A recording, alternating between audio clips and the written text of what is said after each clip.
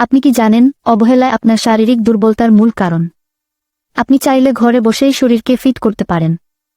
শারীরিক দুর্বলতা মানে স্ত্রীর কাছে লজ্জা। তাই জানতে হলে শেষ পর্যন্ত দেখুন এবং এমন আরও টিপস পেতে ফলো দিয়ে পাশে থাকুন। দুর্বলতা কারো কাছে বলতে পারছেন না। বাজারের ফার্মেসি থেকে বিভিন্ন ওয়ান টাইম ওষুধ নিচ্ছেন, মানেই নিজের ক্ষতি করছেন। তাই ঘরে বসে প্রাকৃতিক উপায়ে শরীরকে ফিট করার উপায় জেনে রাখুন এবং সুস্থ ও ফিট থাকুন। প্রতিদিন কিছু ছোট ছোট অভ্যাস ও ফ্রেশ খাবার আপনাকে দিবে দুর্বলতা থেকে মুক্তি। তাই প্রতিদিন কমপক্ষে ৮-৯ ঘন্টা ঘুমাবেন। পর্যাপ্ত ঘুম মানসিক ও শারীরিক শক্তির প্রথম শর্ত। ভুল করেও বেশি রাত জাগবেন না। শারীরিক পরিশ্রম বা কিছু সময় ব্যায়াম করুন।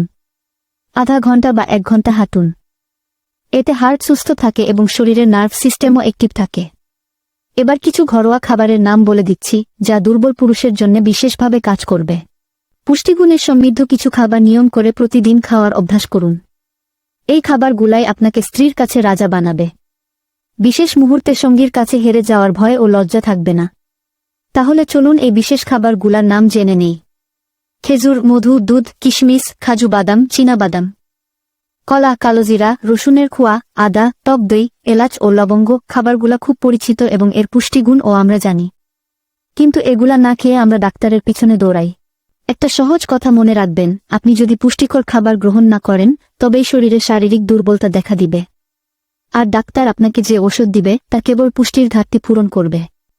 এটা স্থায়ী সমাধান না। তাই প্রকৃতির এই ফ্রেশ খাবারগুলোই আপনার সহজ সমাধান। আমি খাবারের নামগুলা আবারও বলে দিচ্ছি। খেজুর, মধু, দুধ, কিশমিশ, কাজু বাদাম, চীনা বাদাম, কলা, কালোজিরা, রসুনের খোয়া, আদা, টক দই, এলাচ ও লবঙ্গ। প্রতিদিন অল্প করে এই খাবার খান। আপনি চাইলে সবগুলা একসাথে প্রসেস করেও খেতে পারেন। আপনার সুস্বাস্থ্য কামনা করছি।